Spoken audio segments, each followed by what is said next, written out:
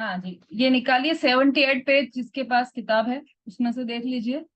द्रव्य अपेक्षा से मनोपर्य ज्ञान का विषय जघन्य रूप से एक समय में होने वाले औदारिक शरीर के निर्जरारूप द्रव्य तक जान सकता है। जो मनोपर्य ज्ञान है उसका विषय क्या है? तो द्रव्य, क्षेत्र, काल और भाव की अपेक्षा से उसका विषय बता रहे हैं। तो द्रव्य अपेक्षा से जघन्य और उत्कृष्ट क्या है, मतलब कम से कम कितना है? तो जघन्य रूप से एक समय में होने वाले औदारिक शरीर के निर्जरारूप द्रव्य तक जान सकता है। तो ये जो शरीर है ना अपना, उस शरीर में प्रति समय अनेक परमाणु आ रहे हैं और अनेक परमाणु जा रहे हैं, हमें दिखाई नहीं देते, लेकिन एक ही समय में अनंत परमाणु आ जाते हैं और अनंत परमाणु निकल जाते हैं। नए परमाणु आ जाते हैं, पुराने परमाणु निकल जाते हैं, ऐसा वो कंटिन्यू चलता रहता है। हर समय परमाणु और का आना और जाना चलता रहता है। तो ये नो कर्म में तो एक समय में होने वाले औदारिक शरीर के निजरारूप द्रव्य तक जान सकता है। तो ये मन पर ज्ञान उसको प्रत्यक्ष जान सकता है। हमें तो दिखाई नहीं दे रहा है ना कि औदारिक शरीर में से, हमारा जो शरीर है वो औदारिक शरीर है, उस शरीर में से कितने परमाणु आ रहे हैं, कितने जा रहे हैं, हमें पता नहीं चल रहा है। लेकिन मन पर ज्ञान इतना सूक्ष्म होता है कि वह उसको प्रत्यक्ष जान लेता है कि इसके एक समय में इतने परमाणु आ रहे हैं और इतने परमाणु जा रहे हैं इस शरीर में से। ये तो जघन्य हो गया। और उत्कृष्ट रूप से 8 कर्मों के एक समय में बंधे हुए समय प्रबद्ध रूप द्रव्य के अनंत भागों में से एक भाग तक जान सकता है। इतना सूक्ष्म होता है मन पर ज्ञान। मतलब जो 8 कर्म है, ये तो जघन्य में तो 9 कर्म के बारे में बताया, शरीर के बारे में।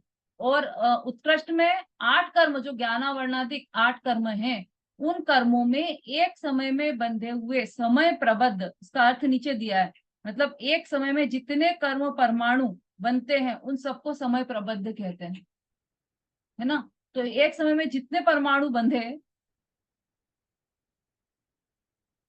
8 कर्मों के एक समय में जितने परमाणु बंध गए, उन सबके द्रव्य के अनंत भागों में से एक भाग तक जान सकता है। तो ये जो 8 कर्म है वो पुद्गल है। पुद्गल में एक समय में कितने सारे परमाणु बंध गए, उसमें से भी निकलते रहते हैं और जाते और आते रहते हैं, है ना।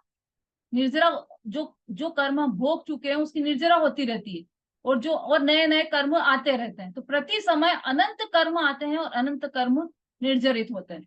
तो वो जो कर्म है उनके उनके अनंत भाग हैं, उनमें से एक भाग तक को जान सकता है, इतना सूक्ष्म को भी जान सकता है। ये हो गया द्रव्य की अपेक्षा से मनोपर्य ज्ञान का विषय। अब क्षेत्र अपेक्षा से जघन्य रूप से 2-3 कोस तक के क्षेत्र को जानता है ना। कम से कम जानेगा तो 2-3 कोस तक के क्षेत्र को जान लेगा। और उत्कृष्ट रूप से मनुष्य मनुष्य क्षेत्र के भीतर जान सकता है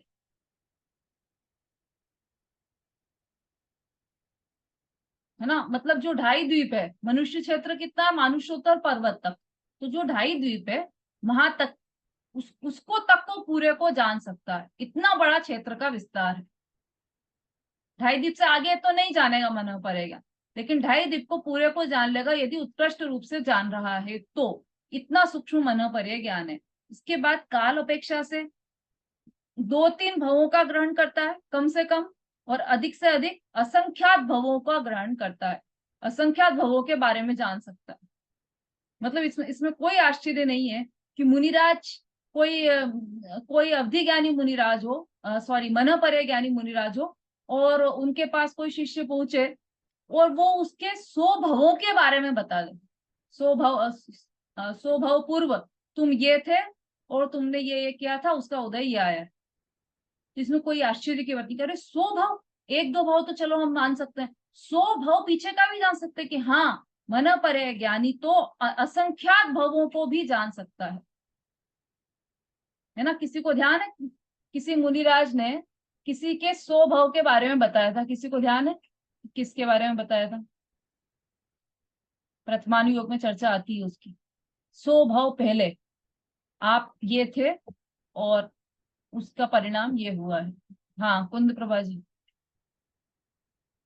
हाँ दीदी, वो थे वो पितामह गुरु पितामह थे ना वो, भीष्म। पांडवों के वो भीष्म पितामह, सॉरी। हाँ, हाँ, भीष्म पितामह के बारे में बताया था क्या बताया था? कि 100 भाव पहले स्वभाव पहले आप राजकुमार थे, हाँ तो आप है ना वो राजकुमार की जो निकल रही थी ना वो, तो उसमें वो जा रहे थे आगे आगे, तो उनके घोड़े के सामने एक वो आ गया था, सर्प।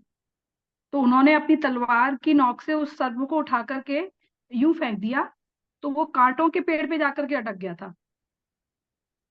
और बताते हैं कि उसकी कितने दिनों बाद मृत्यु हुई थी, उसके फल में इनको ये वो सैया मिली थी, हाँ, बिल्कुल बाणों की सही, सैया। बिल्कुल सही बताया आपने। यही उदाहरण मैं सुनना चाह रही थी। भीष्म पितामह को 100 वर्ष पूर्व के भव का मुनिराज ने बताया था कि इसलिए आपको भी ये कटीली झाड़ियों में, कि भाई मुझे ऐसा क्यों, इतनी वेदना क्यों सहना पड़ रही है कि बाणों की शैया पर मुझे लेटना पड़ रहा है। तो कि तुमने भी 100 वर्ष पूर्व एक सर्प को ऐसे ही झाड़ियों में फेंक दिया था, और वह सर्प, उस कटीली झाड़ियां उसके पूरे शरीर में लग गई थी, और कांटों की शैया पर था। ऐसे ही उसके उदय में तुमको ये आज कांटों की शैया पर सोना, बाणों की शैया पर सोना पड़ रहा है। मतलब वहां पर तो ये कहना चाहते हैं कि एक परिणाम भी आपका बिना फल दिए नहीं रहता। आपने एक परिणाम किया तो उसका फल अवश्य आता ही आता है। तो हर परिणाम सोच समझकर होना चाहिए, परिणामों की संभाल होना चाहिए, कि गलती से भी कोई ऐसा परिणाम ना आ जाए, कोई हम ऐसा कार्य न कर बैठे कि जिससे हमें भविष्य में, मतलब हम सोचे कि चलो अब तो गया कार्य, नहीं, उसका उदय तो आना ही आना ही। जो पाप, जो कर्म बंधे हैं आपको, उसका उदय तो आएगा ही आएगा, और जब उदय आएगा तब वो कर्म खिलेंगे। तो यहाँ पर ये कहना चाहते हैं कि जो मन परे ज्ञानी मुनिराज रहते हैं, वो असंख्यात भवों के पूर्व का भी जान सकते हैं, इतनी उनकी ताकत रहती है। बोलिए संगीता जी। दीदी, मतलब ये स्वभाव पूर्व का ही जान सकते हैं कि स्वभाव आगे का भी जान सकते हैं? आगे का भी जान सकते हैं, असंख्यात भव लिखा है, सौ भव नहीं, अच्छा, असंख्यात भव। अच्छा, अच्छा। असंख्यात भव, नहीं, ये पहले एक उच्चारण लाइन हाँ। में ये आया था ना कि काल अपेक्षा से 2-3 भवों तक जान सकते हैं। हाँ फिर हाँ, तो जघन्य मतलब कम से कम 2-3 भवों का जानेंगे, और दो अच्छा, बोले जघन्य। उत्कृष्ट से उत्कृष्ट असंख्यात भव। तो अब 2-3 भवों से लेकर असंख्यात भवों के बीच में जितने भेद होते हैं वो सब मान लीजिए उसमें। 3 के बाद 4, ठीक। 5, 6, 7, 8, 100, 50, 1000, 2000, 5000, 10,000, ऐसे असंख्यात भव। क्या मतलब तो? कोई मुनिराज ऐसे भी हो सकते हैं कि जिनको 10,000 भवों तक का ज्ञान, कोई मन पर ज्ञानी मुनिराज ऐसे भी हो सकते हैं जिनको कि 20,000 वर्ष तक का ज्ञान। तो उसके बीच के जितने भी हैं सबके बारे में जान सकते, ऐसा नहीं कि या तो 2-3 भवों के जानेंगे या फिर असंख्यात भवों के जानेंगे, ऐसा नहीं है। उनके बीच के जितने हाँ। भी हैं भव, उन सबको भी जान सकते हैं। सबके जानने वाले मनोपर्य ज्ञानी मुनिराज भी हो सकते हैं। ठीक है, तो ये काल अपेक्षा से 2 प्रकार के भेद बताए। अब भाव अपेक्षा से, तो द्रव्य प्रमाण में कहे गए द्रव्यों की शक्ति को भाव को जानता है ना। इस ज्ञान में के होने में मन अपेक्षा मात्र कारण में उत्पत्ति का कारण नहीं। इस ज्ञान की उत्पत्ति आत्मा की शुद्धि से होती है। इस ज्ञान के द्वारा स्व तथा पर दोनों के मन में स्थित रूपी पदार्थ जाने जा सकते हैं। दूसरे के मन में स्थित पदार्थ को भी मन कहते हैं। ये इसका डिटेल है। अब अपन आ जाइए ऋजुमति और विपुलमति पर। तो ऋजुमति किसे कहते हैं? मन में चिंतित पदार्थ को जानता है, अचिंतित पदार्थ को नहीं, और वह भी सरल रूप से चिंतित पदार्थ को जानता है। कोई सरल रूप से कोई चिंतन कर रहा है, उसको जो ज्ञान जान लेगा वह ऋजुमति मनोपरे ज्ञान है। और जो जिसके मन में जो विचार चल रहे हैं, उसमें चिंतित और अचिंतित दोनों को, पदार्थों को, तथा वक्र चिंतित और अवक्र चिंतित पदार्थों को भी जानता है मनोपरे ज्ञान, है ना। देखो आप इसके अपन डिटेल में इसलिए नहीं जा सकते कि वैसे तो आप पढ़ो, बहुत अच्छी बात है कि ये पढ़ो पूरा इतना सारा और सब समझो, लेकिन फिर भी समझ में जितना आ जाए उतना अच्छा है। बाकी यदि नहीं आए तो वास्तव में तो ये केवल ज्ञान गम्य बात है। इतनी सूक्ष्म बातें हैं ये कि केवल ज्ञानी ही इसको जान सकते हैं। इसका जो अंतर है ऋजुमति विपुलमति का, कि ये तो सरल सरल बातों को जानता है ऋजुमति। इसमें मोटा मोटा अर्थ इतना ही निकालना कि जो ऋजुमति मनोपरे ज्ञान है, वह दूसरे के मन में स्थित सरल पदार्थों को जानता है, और विपुलमति जो मन परे ज्ञान है वह दूसरे के मन में स्थित कठिन पदार्थों को भी जान लेता है।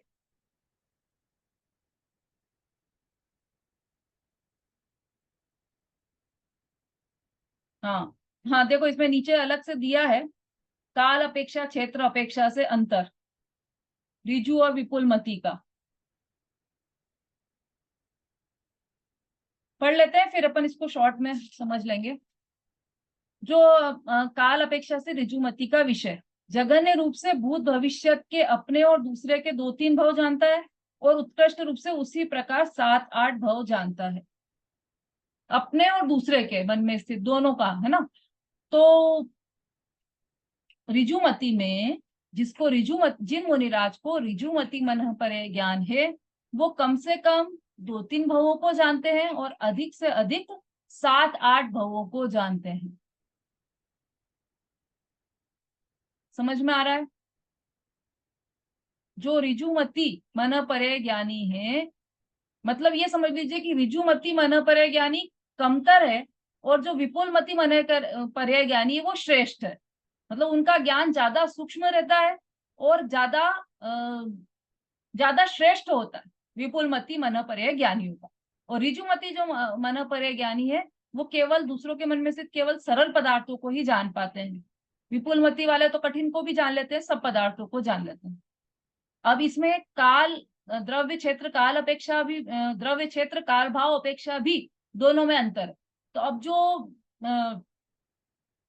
ऋजुमति है वह केवल 2-3 भवों को, कम से कम 2-3 भवों को तो जानेंगे ही, दोनों ही ज्ञान। अब उत्कृष्ट, इसकी उत्कृष्ट सीमा कितनी है? इसकी उत्कृष्ट सीमा 7-8 भव। ऋजुमति मन परे ज्ञानी की उत्कृष्ट सीमा 7-8 भव है। और विपुलमति की कितनी है? कोई बता सकता है? हाँ, अभिलाषा जी। जय जिनेन्द्र दीदी, असंख्यात भव है। वेरी गुड, बहुत अच्छा, बहुत ध्यान से सुन रहे मतलब ही। असंख्यात भव, विपुलमति मन परे ज्ञानी की उत्कृष्ट सीमा असंख्यात भव है। ठीक है, ये काल अपेक्षा से हो गया। क्षेत्र अपेक्षा से यह ज्ञान जघन्य रूप से 3 से ऊपर और 9 से नीचे कोस तथा उत्कृष्ट रूप से 3 से ऊपर और 9 से नीचे योजन के भीतर जानता है, उससे बाहर नहीं जानता। जो ऋजुमति वाला है क्षेत्र अपेक्षा से इसमें 2-3 कोस लिया था और ये 2-3 कोस, हाँ मतलब इतना ही समझ लो। जो जघन्य है ना वो इतना ही है, 2-3 कोस जानेगा या थोड़ा और जानेगा तो 4, 5, 6, 7, 8 बस इतने ही कोस का जानेगा। 9 तक के कोस को जान सकता है। और उत्कृष्ट रूप से 3 से ऊपर और 9 से नीचे योजन के भीतर जानता है, उससे बाहर नहीं जानता। उससे बाहर जानेगा तो फिर वो विपुलमति ही ज्ञान जान पाएगा, उससे ज्यादा। काल अपेक्षा से विपुलमति का विषय जघन्य रूप से अगले पिछले 7-8 भव जानता है। इसमें उत्तर आ गया संगीता जी आपका। अगले और पिछले दोनों भवों के 7-8 भव को जानता है और उत्कृष्ट रूप से अगले पिछले असंख्यात भव जानता है काल अपेक्षा से। ठीक है, ये विपुलमति का आ गया। ये अपन ने समझ ही लिया था पहले ही, जब ऋजुमति की चर्चा कर रहे थे तभी अपन ने समझ लिया था। मतलब कम से कम 7-8 भव को तो ये जानेगा ही विपुलमति वाला। और वो कम से कम कितने भव को जानता था? 2-3 भव को विपुलमति। या ये समझिए कि जहां पर ऋजुमति का कार्य जिस स्थान पर पूरा होता है वहां से विपुलमति मनोपरे ज्ञान का कार्य आरंभ होता है। मतलब जो सीमा, उत्कृष्ट सीमा ऋजुमति मनोपरे ज्ञान की है वह जघन्य सीमा विपुलमति मनोपरे ज्ञान की है ना। 2-3 भाव।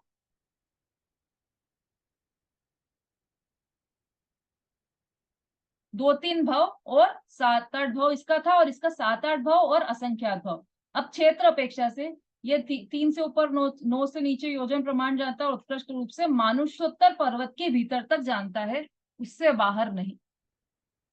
विपुलमति मन पर ज्ञान भी होगा तो भी वह मानुषोत्तर पर्वत के बाहर का नहीं जान पाएगा। जो मनुष्य क्षेत्र है बस उतना उतना ही मन परे ज्ञान जान सकता है, उसके बाहर का नहीं।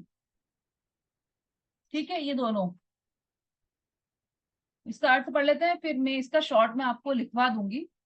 मैं 2-4 मिनट अपने पास। अर्थ: मन में स्थित पेचीदा वस्तुओं का पेचीदगी सहित प्रत्यक्ष ज्ञान। जैसे एक मनुष्य वर्तमान में क्या विचार कर रहा है, उसके साथ भूतकाल में उसने क्या विचार किया और भविष्य में क्या विचार करेगा, इस ज्ञान का मनोगत विकल्प मन परे ज्ञान का विषय है। बाह्य वस्तु की अपेक्षा मनोगत भाव एक अति सूक्ष्म और विजातीय वस्तु है ना। देखो, हमको ऐसा लगता है कि मन मन में हम कोई चिंतन कर रहे हैं तो वो अरूपी है, लेकिन मन में हम किसी रूपी पदार्थ का चिंतन कर रहे हैं तो वो मन भी रूपी ही कहलाएगा,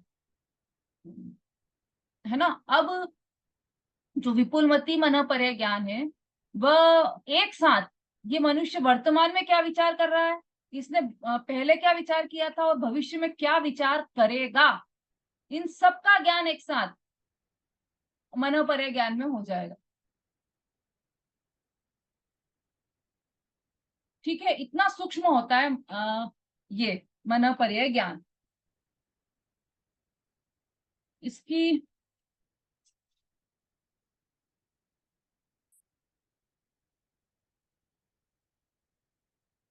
इसकी परिभाषा लिख लीजिए ऋजुमति की। जो ज्ञान मन में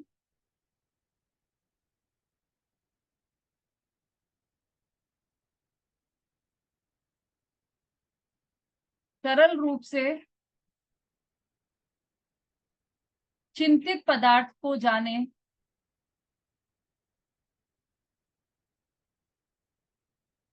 उसे ऋजुमति मन परे ज्ञान कहते हैं।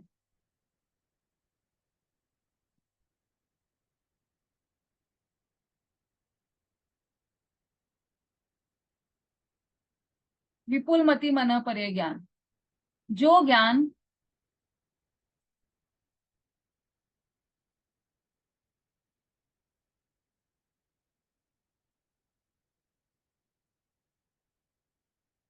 मन में सरल अथवा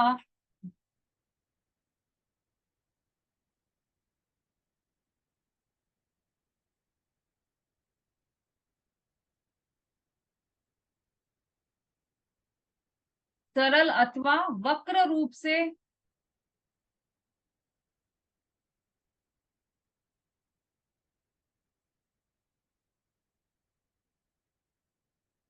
चिंतित अथवा अचिंतित पदार्थ को जाने, चिंतित अथवा अचिंतित पदार्थ को जाने,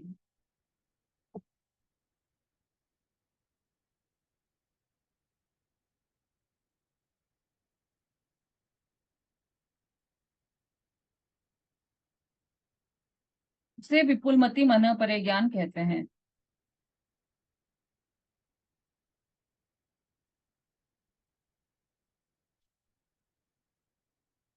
अब ऋजुमति मन परे ज्ञान के भी 3 भेद हैं। मन से, सरल वचन से, सरल काय से, ऐसे। तो अब उस भेद में तो अपन नहीं जा सकते, क्योंकि फिर तो बहुत विस्तार हो जाएगा। आगे बढ़ जाते हैं हम। ऐसे विपुलमति मन परे ज्ञान के 6 भेद हैं। तो वो उन भेदों को भी हम छोड़ देते हैं, क्योंकि हमारे कोर्स का विषय भी नहीं है ना। अब हम मुख्य मुख्य बातें ले लेते हैं।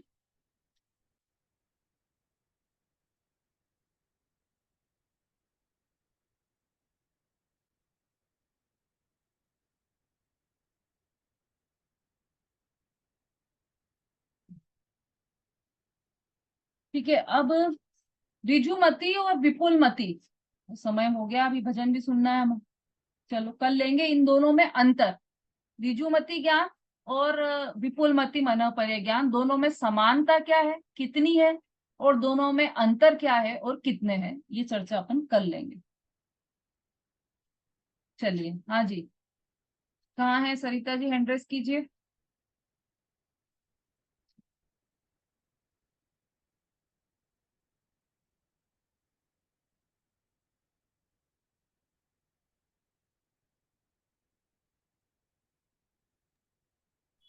जय जिनेन्द्र दीदी।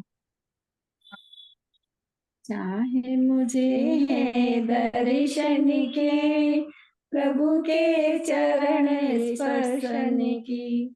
बीते राग छवि प्यारी है, जग जन को मनहारी है।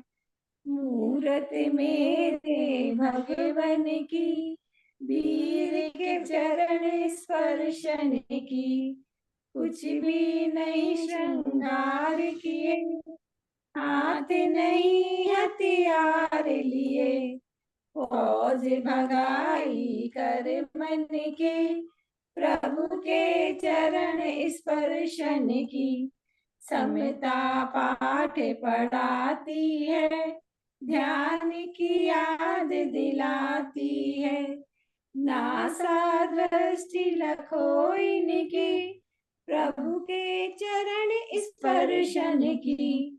हाथ पे हाथ धरे ऐसे, करना कुछ न रहा जैसे।